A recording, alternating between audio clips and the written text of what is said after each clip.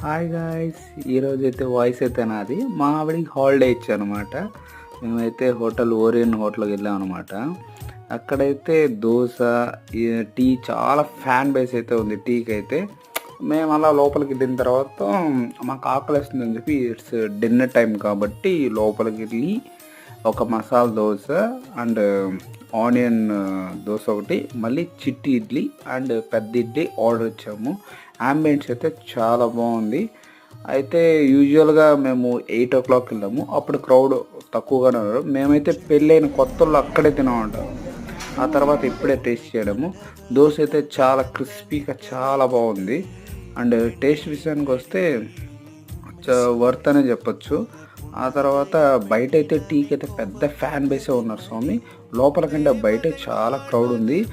ఈసారి మీరు ఎవరైనా తిరుపతి విజిట్ చేస్తే ఖచ్చితంగా ఓరియన్ హోటల్ని విజిట్